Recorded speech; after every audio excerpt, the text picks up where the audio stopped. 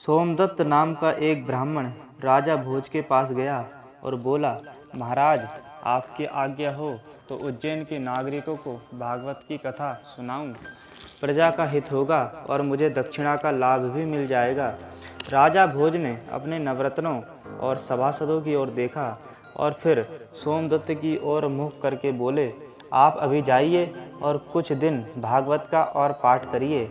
यह पहला अवसर था जब महाराज भोज ने किसी ब्राह्मण को निराश किया था। लोगों को शंका हुई कि कहीं महाराज धर्मभ्रष्ट तो नहीं हो गए, उन्होंने विद्या का आदर करना कहीं छोड़ तो नहीं दिया। कई सभासदों ने अपनी शंका महाराज से प्रकट भी की, पर उन्होंने तत्काल कोई उत्तर नहीं दिया।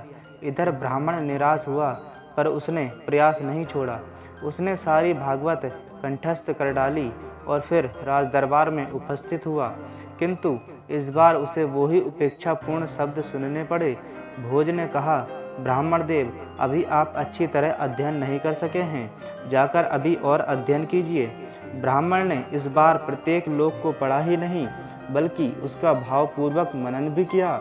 उसके हृदय में भागवत के प्रति निष्ठा जाग गई। उसने आदर, सत्कार, संपत्ति और सम्मान की उपेक्षाएं छोड़ दी और लोगों में धर्म भावना जागृत करने लगा। बहुत समय तक जब वह ब्राह्मण राज दरबार नहीं गया तो राजा भोज ने पता लगवाया और सारी स्थिति ज्ञात होने पर वह स्वयं सोमदत्त से मिलने गए। उससे उज्जैन में भागवत कथा कहने का निवेदन किया। सभासदों ने राजा से इस व्यवहार परिवर्तन का कारण पूछा तो वह बोले, पहले ये ब्राह्मण धर्नाजन के कथा कहना चाहता था, अब इसकी भागवत कथा धन के लिए नहीं, लोक मंगल के लिए समर्पित है।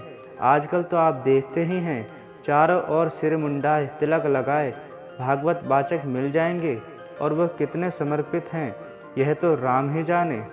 आज की सीख, सिर मुंडा 3 गुण, सिर कीजिए खाज, खाने को हलवा मिले, लोग कहे वाह महाराज।